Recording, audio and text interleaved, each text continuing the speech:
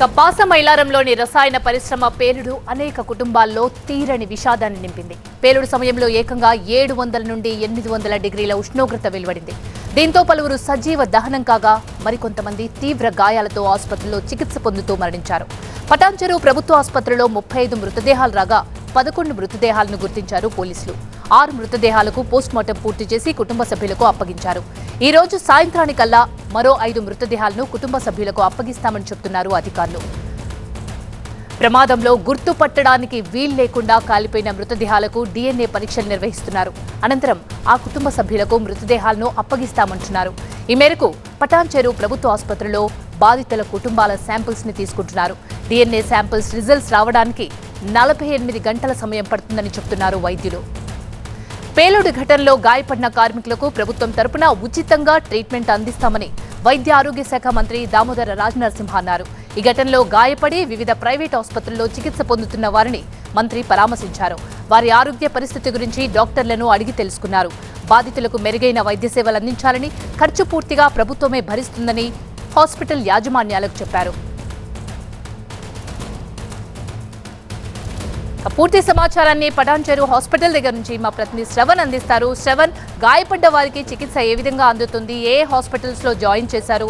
వాళ్ళ కుటుంబ సభ్యులు ఏం కోరుతున్నారు? అలాగే చనిపోయిన వాళ్ళకి పోస్ట్ మార్టం జరిగిన తర్వాత వాళ్ళకి కుటుంబ సభ్యులకు అప్పగించారా?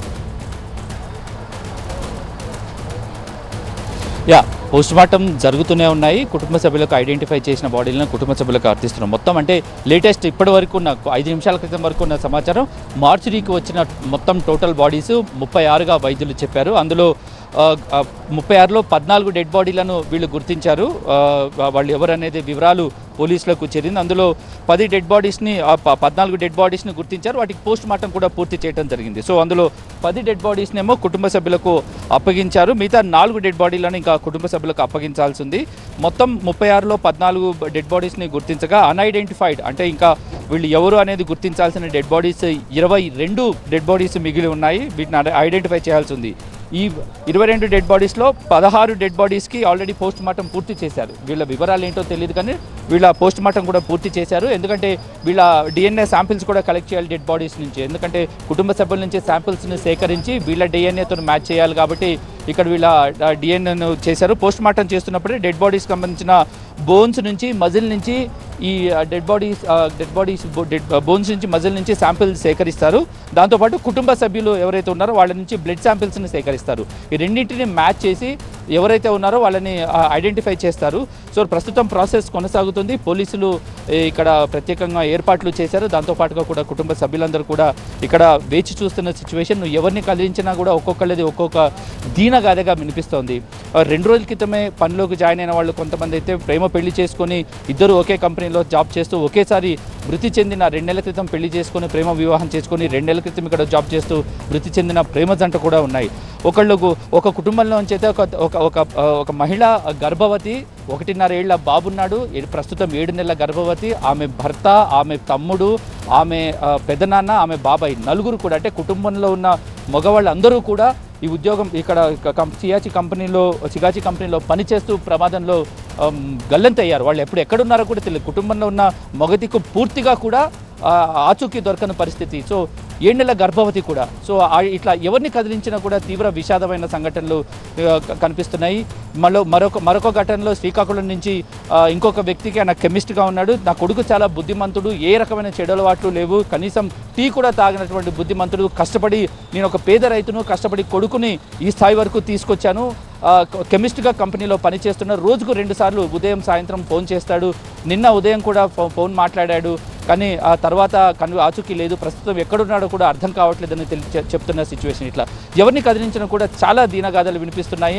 శాంపిల్స్ సేకరించారు. డెడ్ బాడీస్ నుంచేమో బోన్స్, అలాగే మజిల్ నుంచి శాంపిల్స్ సేకరించారు. దాంతోపాటుగా కుటుంబ సభ్యులు ఎవరైతే వస్తున్నారో తమ వాళ్ళు కనిపించట్లేదని వాళ్ళ నుంచి బ్లడ్ శాంపిల్స్, ఈ రెండింటిని మ్యాచ్ చేయాలి. ఈ రెండింటిని మ్యాచ్ చేసిన తర్వాత 48 గంటలకు కానీ రిపోర్ట్ వచ్చే అవకాశం లేదు. ఎందుకంటే ఇక్కడ లోపలున్న 22 డెడ్ బాడీస్కి సంబంధించిన శాంపిల్స్ ప్రస్తుతం FSL ల్యాబ్లోకి వెళ్ళాయి. DNA మ్యాచ్ చేస్తున్నారు. 48 అవర్స్ తర్వాత వీళ్ళ కుటుంబ సభ్యులు ఎవరు అనేది తెలుస్తుంది. ఎందుకంటే మృతి చెందిన ప్రస్తుతం మార్చురీలో ఉన్న డెడ్ బాడీల కండిషన్ కూడా పూర్తిగా కూడా గుర్తి పట్టలేని స్థితిలో ఉంది. కాబట్టి మరింత సమయం పట్టే అవకాశాలు ఉన్నాయి. ఇంకా 43 మంది డెడ్ బాడీస్ని 43 మంది మిస్సింగ్ ఉన్నారు. ఆ 43 మంది ఎక్కడున్నారు, ఎలా ఉన్నారు అనేది కూడా ఇప్పుడు కుటుంబ సభ్యులు ఆందోళన నెలకొంది. ఓవరాల్ కూడా మృతుల సంఖ్య భారీగా పెరిగే అవకాశం కనిపిస్తుంది. మరోపక్క ఇక్కడ పట్టంచెరు మార్చిరి వద్ద మాత్రం కుటుంబ సభ్యుల ఆందోళనతో ఆర్తనాదాలతో ఒక బాధాప్త హృదయమైన వాతావరణం అయితే ఖచ్చితంగా కనిపిస్తుంది. Right Shravan, A171 flight crash అయితే ఎలాంటి హృదయమైన దృశ్యాలు కనిపించాయో సరిగ్గా అలాంటి విచలిత దృశ్యాలే పాసమైలారం సుగాచి ఫార్మా బ్లాస్ట్ లో కనిపిస్తున్నాయి. చనిపోయిన వాళ్ల గురించి ఒక్కో విషయం తెలుస్తుంటే వినే వాళ్లకు కూడా కన్నీళ్లు ఆగవు. ఆ మానవీయ కోణాలు కాసేపట్లో 6 PM ఫుల్ అండ్ ఫైనల్.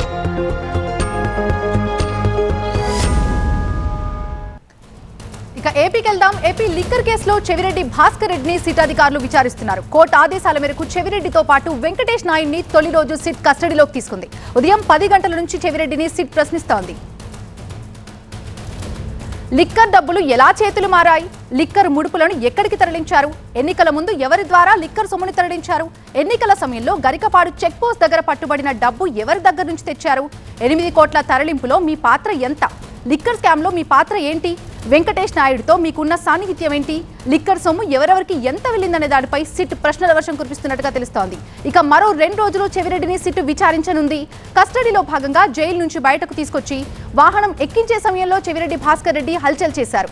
తనపై తప్పుడు కేసు పెట్టారంటూ అధికారులపై కేకలు వేశారు కూడా. ఎవరిని వదలబోనంటూ వార్నింగ్ కూడా ఇచ్చారు. లిక్కర్ కేసులో చెవిరెడ్డికి వరుసగా షాక్స్ తగులుతున్నాయి. ఓవైపు కోర్టు కస్టడీకి ఇచ్చింది, మరోవైపు తన అనుచరులు సిబ్బంది వరుసగా అరెస్ట్ అవుతున్నారు. ఇంకోవైపు ఆయన తనయుడు మోహిత్ రెడ్డికి ముందస్తు బెయిల్ ని కోర్టు రద్దు చేసింది. చెవిరెడ్డి కుమారుడి కోసం పోలీసులు తీవ్రంగా గాలిస్తున్నారు. ఈ పరిణామాల నేపథ్యంలో అధికారులపై విరుచుకుపడ్డారు చెవిరెడ్డి భాస్కర్ రెడ్డి. పూర్తి డీటెయిల్స్ మా కరెస్పాండెంట్ వసంత్ అందించడానికి వసంత్ లైవ్ లో సిద్ధంగా ఉన్నారు. వసంత్, చెవిరెడ్డి భాస్కర్ రెడ్డిని సిట్ అధికారులు 3 రోజుల పాటు విచారించబోతున్నారు. అందుకు కోర్టు సైతం అనుమతించినట్టు తెలుస్తోంది. మరి ఈ 3 రోజుల ఎంక్వైరీలో భాగంగా ఇవాళ తొలి రోజు ఎలా జరిగింది ఆయన ఎంక్వైరీ అండ్ ఆయనపై ఎలాంటి ప్రశ్నల వర్షం కురిపించారు? లిక్కర్ స్కామ్లో జరిగినటువంటి అవకతవకలు, అక్రమాలు, ముడుపుల స్కామ్కి సంబంధించిన వ్యవహారాన్ని వెలుగులో తీసుకొచ్చే ప్రయత్నంలో భాగంగా సిట్ చాలా దూకుడుగా విచారణ చేస్తోంది. లిక్కర్ స్కామ్లో అక్రమాలు జరిగాయి అనే ప్రధానంగా సిట్ పదే చెప్తోంది. ఇదే అంశాన్ని ఏసీబీ కోర్టుకి సైతం నివేదించింది. ఒక నివేదికను కోర్టు ముందు కూడా ఉంచింది. మరోవైపు లిక్కర్ కేసు విచారణలో భాగంగా ఒక్కొక్కరు అరెస్టుల ప్రక్రియ కొనసాగుతోంది. అందులో భాగంగానే ఇప్పటికే అరెస్ట్ అయినటువంటి చెవిరెడ్డి భాస్కర్ రెడ్డితో పాటుగా వెంకటేష్ నాయుడు ఇద్దరిని కూడా సిట్ కస్టడీలోకి తీసుకుంది. వారిని ఉదయం నుంచి కూడా విచారిస్తూ ఉంది. లిక్కర్ స్కామ్కి సంబంధించి చెవిరెడ్డి పాత్ర ఏంటి, లిక్కర్ స్కామ్కి సంబంధించినటువంటి అంశంలో వెంకటేష్ నాయుడు ద్వారా ఏపీకి ఎన్నికలకు ముందు డబ్బులను ఎలా తరలించారు, ఎవరి ద్వారా తరలించారు, ఎక్కడెక్కడ తరలించారు, ఎవరికి ఈ డబ్బు మొత్తాన్ని అందించారనే కోణంలో కూడా ప్రస్తుతం ఇటు సిట్ అధికారులు కస్టడీలో ప్రశ్నించినట్టుగా తెలుస్తోంది. ప్రధానంగా ఇటు చెవిరెడ్డి భాస్కర్ రెడ్డి 2024 ఎన్నికలకు ముందు, అంటే ఏవైతే గరికపాటి చెక్ పోస్ట్ వద్ద గతంలో పట్టుబడ్డాయో ఆ పట్టుబడినటువంటి నగదుకు సంబంధించినటువంటి అంశంలో చెవిరెడ్డి భాస్కర్ రెడ్డి ప్రమేయం ఉందనే ప్రధానంగా సిట్ భావిస్తోంది. అందులో భాగంగానే ఇటీవల ప్రభుత్వం జీవో కూడా విడుదల చేసింది. అందులో భాగంగా లిక్కర్ కేసుకు సంబంధించి అక్రమాలు పాల్పడినటువంటి ఆస్తులు మొత్తం కూడా అటాచ్ చేసింది. ఆ అటాచ్మెంట్లో ఏవైతే ఎన్నికల ముందు పట్టుపడ్డాయి అవి చెవిరెడ్డి భాస్కర్ రెడ్డికి చెందినటువంటి వాహనాలను తరలించారు, వాళ్ళ అనుచరుల ద్వారాని ఆరోపిస్తోందో ఆ నగదు మొత్తాన్ని కూడా సీజ్ చేసి అటాచ్ చేసి ప్రస్తుతం ఏసీబీ కోర్టుకి సంబంధించి అటాచ్మెంట్ పిటిషన్ కూడా దాఖలు చేశారు. సో మొత్తంగా ఇటు వెంకటేష్ నాయుడుకు ఇటు చెవిరెడ్డి భాస్కర్ రెడ్డి ఇద్దరు కలిసి లిక్కర్ స్కామ్లో నగదును ఎలా తరలించారు, ఎన్నికల ముందు ఎక్కడెక్కడికి మరలించారు, ఏ నియోజకవర్గాలు ఖర్చు పెట్టారనే కొనలో కూడా ప్రస్తుతం సిట్ గారు ప్రశ్నిస్తున్నట్టు తెలుస్తుంది. అయితే చెవిరెడ్డి భాస్కర్ రెడ్డి మాత్రం తనకు ఈ లిక్కర్ కేసుకు ఎటువంటి ప్రమేయం లేదు, లిక్కర్ అనేది చాలా సెంటిమెంట్గా చూసేటటువంటి కుటుంబం తమది, కానీ అన్యాయంగా తమపైన కేసు నమోదు చేస్తారని ఒకవైపు చెప్తూ ఉండగా చెవిరెడ్డి భాస్కర్ రెడ్డికి సంబంధించిన అనుచరులను ఇప్పటికే అద్దాల నవీన్తో పాటుగా బాలాజీ కుమార్ యాదవ్ను కూడా మధ్యప్రదేశ్ ఇండోర్లో అదుపులో తీసుకొని విజయవాడ తరలిస్తూ ఉన్నారు. ఇక చెవిరెడ్డి మోహిత్ రెడ్డి, ఇటు చెవిరెడ్డి భాస్కర్ రెడ్డి కుమారుడు ఎవరైతే ఉన్నారో ప్రస్తుతం అతను అజ్ఞాతంలో ఉన్నాడు. ఇటు ఏసీబీ కోర్టులో సైతం ఆయనకు ఇంటీరియం బెయిల్కి సంబంధించి కావచ్చు, ఇటు యాంటిసిపేటరీ బెయిల్కి సంబంధించి కూడా బెయిల్ పిటిషన్లు డిస్మిస్ చేసింది. త్వరలోనే అతను అదుపులో తీసుకుంటామని కూడా చెప్తా ఉన్నారు. సో హరీష్ ఎవరైతే ఉన్నారో చెవిరెడ్డి భాస్కర్ రెడ్డి సంబంధించి మరో కాల్చుడు, ఆయన ప్రస్తుతం పరారీలో ఉన్నాడు. సో మొత్తంగా చూస్తే చెవిరెడ్డి భాస్కర్ రెడ్డి గతంలో ఎన్నికలకు ముందు లిక్కర్ స్కామ్కి సంబంధించినటువంటి వ్యవహారంలో కీలకంగా వ్యవహరించారు. నగదును ట్రాన్స్పోర్ట్ చేయడంలో ఆయన క్రియాశీలకంగా పనిచేశారు. అలాగే వచ్చినటువంటి డబ్బు మొత్తాన్ని కూడా ఎక్కడికి తరలించనే దానికి సంబంధించి ఇప్పటికే రిమాండ్ రిపోర్ట్లో చాలా స్పష్టంగా పేర్కొన్నటువంటి నేపథ్యంలో సిట్ కస్టడీకి కోరడం, ఇటు ఏసీబీ కోర్టు సిట్ కస్టడీకి అనుమతించినటువంటి నేపథ్యంలో ప్రస్తుతం ఆయన ఉదయం నుంచి కూడా విచారిస్తున్నారు. ఇంకా విచారణ కొనసాగుతున్నది. మరికొద్దిసేపట్లో విచారణ ముగిసిన తర్వాత ప్రభుత్వ ఆసుపత్రి వైద్య పరీక్షల అనంతరం నేరుగా ఆయన జిల్లా జైలుకి అయితే తరలించబోతున్నారు. Right, thank you Vasant. ఇక ర్యాగింగ్ ఒక రోగం.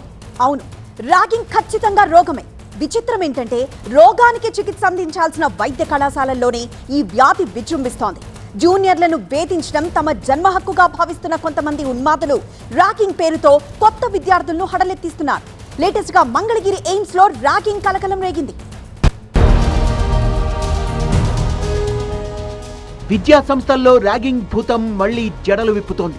ఎన్నో కలలతో కాలేజీ లైఫ్ లోకి ఎంటర్ అవుతున్న విద్యార్థులపై ర్యాగింగ్ పేరుతో సీనియర్లు వికృత చేష్టలకు దిగుతున్నారు. మంగళగిరి ఎయిమ్స్ లో వెలుగు చూసిన ర్యాగింగ్ భూతం ఏపీలో కలకలం రేపింది. ర్యాగింగ్ పేరుతో సీనియర్లు చేసిన వేధింపులు భరించలేక ఎంబీబీఎస్ ఫస్ట్ ఇయర్ విద్యార్థి ఆత్మహత్యకు యత్నించాడు. స్పందించిన ఎయిమ్స్ యాజమాన్యం బాధిత విద్యార్థికి వైద్య చికిత్స అందించి ఇంటికి పంపించారు. జూనియర్ పై ర్యాగింగ్ కు దిగిన 8 మంది సీనియర్లను సస్పెండ్ చేశారు. ఈ వ్యవహారంపై విచారణ జరిపేందుకు కమిటీని ఏర్పాటు చేశారు ఎయిమ్స్ అధికారులు. విద్యా సంస్థల్లో ర్యాగింగ్ నిరోధానికి కఠిన చట్టాలొచ్చినా ఆ భూతం మాత్రం కాలేజీల్ని వదిలిపెట్టడం లేదు. ఇంటర్, డిగ్రీ కాలేజీల్లో ఈ బెడదంతగా లేకపోయినా ఇంజనీరింగ్, మెడిసిన్ కాలేజీల్లో మాత్రం ఇదో హక్కు అన్నట్టుగా భావిస్తుంటారు సీనియర్లు.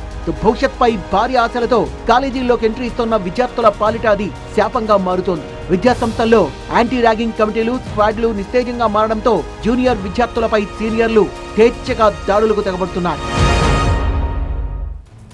ఘటనపై మరింత సమాచారం మా ప్రతినిధి నాగరాజ్ను అడిగి తెలుసుకుందాం. నాగరాజ్, ఎయిమ్స్ లాంటి రెప్యూటెడ్ మెడికల్ కాలేజ్ లో ర్యాగింగ్, దీనిపై యాజమాన్యం ఎలా స్పందించింది? మరోవైపు పోలీసులు ఎవరినైనా అరెస్ట్ చేశారా? ఇద్దరి విద్యార్థుల మధ్య మొదలైన వివాదం చిలికి ర్యాగింగ్ ఆరోపణలకి దారితీసింది. అయితే ప్రస్తుతం ఆరోపణలు ఎదుర్కొంటున్న 8 మంది విద్యార్థులు ఈ ఘటనలో సస్పెండ్ కావటం అనేది అందరినీ కూడా ఆలోచింపజేస్తుంది. అసలు ఏం జరగకపోతే ఎందుకు విద్యార్థులను సస్పెండ్ చేశారనేది కూడా చాలామంది భావిస్తూ ఉన్నారు ఎయిమ్స్ కాలేజీలో. అయితే మనకు మొదటి నుంచి కూడా తెలిసిన సమాచారం ప్రకారం చూసుకున్నట్లయితే చాలా ముందుగానే విద్యార్థులంతా కూడా జూనియర్ని సీనియర్ల రూమ్కి పిలిపించారు. ఈ ప్రధానమైన కారణమే ఇక్కడ కూడా మనకి కనిపిస్తూ ఉంది. కాబట్టి ర్యాగింగ్ ఖచ్చితంగా జరిగి ఉంటుందనేది ఒక భావన అయితే వ్యక్తమవుతుంది. కానీ ఒక ఫస్ట్ ఇయర్ చదువుతున్న విద్యార్థికి సంబంధించిన సెల్ ఫోన్లో పోస్టింగ్ లేదా ఒక పోస్టర్ విషయంలో ఎవరైతే 2వ సంవత్సరం చదువుతున్నాడో ఆ విద్యార్థికి మొదటి సంవత్సరం చదువుతున్న విద్యార్థికి కూడా వివాదం మొదలైనట్టుగా తెలుస్తుంది. ఆ వివాదం నేపథ్యంలోనే ఈ విషయం అంతా కూడా బయటకు వచ్చింది. ఇదే క్రమంలో ఫస్ట్ ఇయర్ విద్యార్థిని సీనియర్లంతా కలిసి 2వ సంవత్సరం చదువుతున్న విద్యార్థి రూమ్కు పిలిపించారు. హాస్టల్లో జరిగింది. ఆ తర్వాతనే మొదటి సంవత్సరం చదువుతున్న విద్యార్థి కూడా ఆత్మహత్యాయత్నం చేయడం జరిగింది. అయితే ఈ ఆరోపణలు ఎదుర్కొంటున్న స్టూడెంట్స్ ఎవరైతే సీనియర్లు ఉన్నారో వాళ్ళలో డీన్కి సంబంధించిన కొడుకు కూడా ఉండటం ఇక్కడ విశేషం. ఈ నేపథ్యంలోనే దీంతో పాటు చాలా పెద్ద ఎత్తున కూడా కాలేజీతో పాటు పౌర సమాజానికి సంబంధించిన వారందరినీ కూడా ఒక కమిటీగా ఏర్పాటు చేసి కమిటీ అయితే ప్రస్తుతం విచారణ చేస్తుంది. మరొక 2 రోజుల్లోనే కాలేజీలో అసలు ఏం జరిగింది, ర్యాగింగ్ జరిగిందా? ఎందుకంటే మొదటి సంవత్సరం విద్యార్థులు చేరి కూడా దాదాపు ఫస్ట్ ఇయర్ కంప్లీట్ కావాల్సి వస్తుంది. మరికొద్ది రోజుల్లోనే కొత్తగా ఫ్రెష్గా జాయిన్ అయ్యే విద్యార్థులు కూడా కాలేజీకి రాబోతున్నారు. ఈ నేపథ్యంలో అసలు ర్యాగింగ్ జరిగిందా లేదా విద్యార్థులు మరి వ్యక్తిగతమైన కక్షలు ఉన్నాయా? ఈ నేపథ్యంలోనే సీనియర్లు అందరూ కలిసి జూనియర్ మీద వేధింపులకు పాల్పడ్డారా అన్నది కూడా తేల్చాల్సి ఉంది. అయితే ప్రస్తుతం స్టూడెంట్స్ అయితే సస్పెండ్ కావడం, అదేవిధంగా పోలీసులకు కూడా కాలేజీ సంబంధించిన అధికారులు అలాగే సిబ్బంది కూడా ఫిర్యాదు చేయడంతోనే ర్యాగింగ్ జరిగిందా లేదా అనేది మాత్రం ఇంకా తేల్చాల్సి ఉంది. పోలీసులు కూడా ఒకవైపు నుంచి దర్యాప్తు మొదలుపెట్టారు. విచారణ కమిటీ కూడా తరువుగా విచారణ చేస్తుంది. 1-2 రోజుల్లోనే ఈ ఘటనకు సంబంధించి పూర్తి వివరాలను వెల్లడించే అవకాశం కనిపిస్తుంది. ఎస్ నాగరాజ్. ఢిల్లీలో వాయు కాలుష్యాన్ని తగ్గించేందుకు ప్రభుత్వం మరింత కఠినమైన చర్యలకు శ్రీకారం చుట్టింది. ఇవాల్టి నుండే పాత వాహనాలపై నియంత్రణలు అమలు చేస్తోంది. 10 ఏళ్లు దాటిన డీజిల్ వాహనాలకు, 15 ఏళ్లు దాటిన పెట్రోల్ వాహనాలకు ఇక నుండి పెట్రోల్ బంకుల్లో ఆయిల్ పోయకుండా చర్యలు తీసుకుంటోంది. నిబంధనలు అమలు చేసేందుకు ఢిల్లీ సర్కార్ సరికొత్త టెక్నాలజీని అందుబాటులోకి తీసుకొచ్చింది. ప్రతి పెట్రోల్ బంక్ దగ్గర అధునాతన కెమెరాలు ఏర్పాటు చేయనుంది. దాదాపు 500 పెట్రోల్ బంకుల్లో automated number plate recognition cameras ను ఫిక్స్ చేసింది. ఈ కెమెరాలు నంబర్ ప్లేట్ ఆధారంగా వాహన రిజిస్ట్రేషన్ వివరాలను వాహన డేటాబేస్ తో సరిపోల్చి వెహికల్ ఏజ్ ఎంతో నిర్ధారిస్తాయి. ప్రస్తుతం ఢిల్లీలో సుమారు 18 లక్షల 4 వీలర్ అలాగే 44 లక్షల 2 వీలర్ వాహనాలు ఉన్నట్టుగా అంచనా. వీటన్నిటినీ షెడ్డుకు పంపి కొత్త కార్లు కొంటే ఆటోమొబైల్ ఇండస్ట్రీకి భారీ బిజినెస్ అయ్యే అవకాశం ఉంది. కేంద్ర ప్రభుత్వానికి, రాష్ట్ర ప్రభుత్వానికి జీఎస్టీ రూపంలో వేల కోట్ల రూపాయల ఆదాయం వస్తుందని ఫైనాన్షియల్ ఎక్స్పర్ట్స్ అంచనా వేస్తున్నారు. నిబంధనను మరింత సమర్థవంతంగా అమలు చేసేందుకు ఢిల్లీ రవాణా శాఖ 100 ప్రత్యేక బృందాలను రంగంలోకి దించింది. వాహనాల డేటాను పర్యవేక్షించడం, ఎక్కువ సంఖ్యలో పాత వాహనాలు వచ్చే పెట్రోల్ బంక్లను గుర్తించడం, నిబంధనలను కఠినంగా అమలు చేసేందుకు ఈ బృందాలు పనిచేయనున్నాయి. బ్యూరో చీఫ్ గోపి లైవ్ లో సిద్ధంగా ఉన్నారు మరిన్ని డీటెయిల్స్ తో. సో గోపి, ఇవాళ డే 1 వాహనదారుల రియాక్షన్స్ ఏంటి? ఈ రూల్ ఎంతవరకు అమలు చేయగలరు? ఎస్, ఇది ఏప్రిల్ 1 నుంచే అమలు కావాల్సి ఉంది. కానీ ఈ ఆర్టిఫిషియల్ ఇంటెలిజెన్స్ కెమెరాల ఏర్పాటు ఆలస్యం కావడంతో జూలై 1 నుంచి అంటే ఈ రోజు నుంచి ఈ పాత వాహనాలకి కాలం చెల్లిన వాహనాలు, ఎండ్ ఆఫ్ లైఫ్ వాహనాలు ఏవైతే ఉంటాయో 15 ఏళ్లకు పైబడిన పెట్రోల్ వాహనాలు, 10 ఏళ్లకు పైబడిన డీజిల్ వాహనాలకి ఈరోజు నుంచి పెట్రోల్ పంప్స్లో ఇంధనం నింపడం అనేది నిషేధం అమల్లోకి రావడం జరిగింది.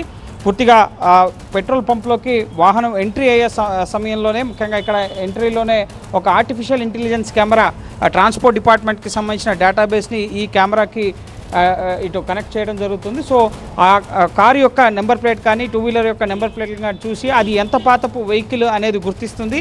సో 15 ఏళ్ళ పైబడిన పెట్రోల్ వాహనం అయితే, అలాగే 10 ఏళ్లకు పైబడిన డీజిల్ వాహనం అయితే కనుక అక్కడ ఒక స్పీకర్ని అరేంజ్ చేయడం జరిగింది. సో ఆ స్పీకర్లో అలారం మోగుతుంది, ఇది పాత వెహికల్, దీనికి సంబంధించి అలర్ట్ ఇవ్వడం జరుగుతుంది. సో వెంటనే ఇక్కడ ముఖ్యంగా పెట్రోల్ బంక్ పరిసరాల్లోనే ట్రాన్స్పోర్ట్ డిపార్ట్మెంట్కి సంబంధించిన అధికారులు, అలాగే ట్రాఫిక్ అధికారులు, అలాగే పెట్రోల్ బంక్ యాజమాన్యం వెంటనే ట్రాఫిక్ విభాగానికి సమాచారం అందిస్తారు. సో ఫస్ట్ టైం కాబట్టి ఈ రోజు నుంచి అమలు కాబట్టి, సో ఈ రోజు ఒకవేళ అటువంటి వెహికల్స్ వస్తే 4 వీలర్ అయితే 10,000 రూపాయల జరిమానా, అలాగే 2 వీలర్ అయితే 5,000 రూపాయల జరిమానాతో వెహికల్ని వాళ్ళకి అప్పగించి ఈ వెహికల్ వాడొద్దు అని చెప్పి ఒక హెచ్చరిక అయితే చేస్తారు. సో సెకండ్ టైం అదే విధంగా వాళ్ళు పెట్రోల్ పంప్కి పెట్రోల్ నింపించుకోవడానికి వస్తే కనుక దాన్ని సీజ్ చేయడం జరుగుతుంది, దాన్ని స్క్రాప్కి తరలించడం జరుగుతుంది. సో ఈ విధంగా ఢిల్లీలో సుమారు 62 లక్షల వాహనాలు ఉన్నాయి. సో ఈ 62 లక్షల వాహనాలని రీప్లేస్ చేయడం, ఎందుకంటే ఢిల్లీలో కాలుష్య తీవ్రత చాలా ఎక్కువగా ఉంటుంది. ప్రపంచ కాలుష్య నగరాల జాబితాలో ఢిల్లీ టాప్ ప్లేస్లో ఉంది. సో ఈ వెహికల్ పొల్యూషన్ 50% పొల్యూషన్ ఈ వెహికులర్ పొల్యూషన్ వల్ల వస్తుంది కాబట్టి, సో కాలుష్యాన్ని తగ్గించేందుకు ఈ చర్యలు చేపట్టే ఉంటుంది. కానీ పక్కన ఉన్న హర్యానా అలాగే ఉత్తరప్రదేశ్ రాష్ట్రాలకు వెళ్ళి, ఢిల్లీ ఎన్సీఆర్ 70 కిలోమీటర్ల పరిధిలో ఉంటుంది. సో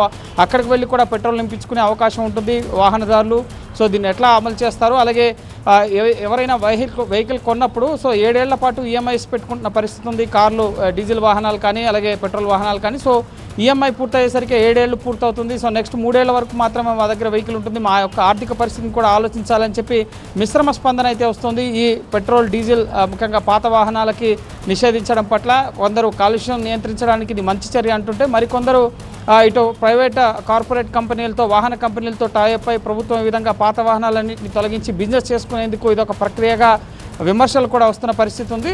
సో ప్రభుత్వం ఫస్ట్ డే అయితే చాలా చోట్ల బెంజ్ కార్లలో వచ్చిన వారు కూడా పెట్రోల్ నిరాకరించడంతో కొంత వాగ్వాదానికి దిగిన పరిస్థితి. సో ఈ నేపథ్యంలోనే అనేక పెట్రోల్ పంపుల వద్ద ముందస్తుగానే వాహనదారులు పెట్రోల్ పోయకపోవడం, అలాగే బండిని సీజ్ చేస్తూ ఉండడంతో కొన్ని తగాదాలు కూడా జరిగిన పరిస్థితి ఉంది ఫస్ట్ డే.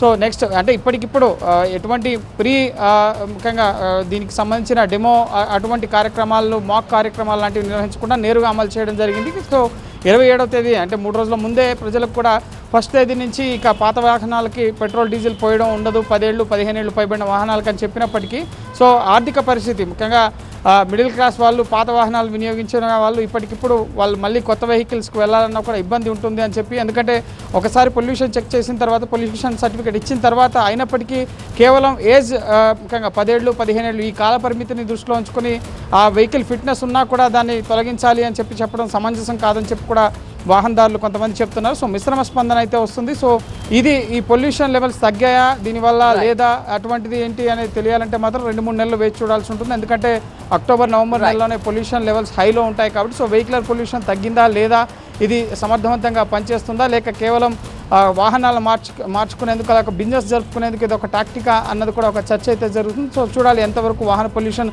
ఈ వాహన ఇంధన నిషేధానికి సంబంధించి జరుగుతుందని మాత్రం మనం వేచి చూడాలి. All right Gopi.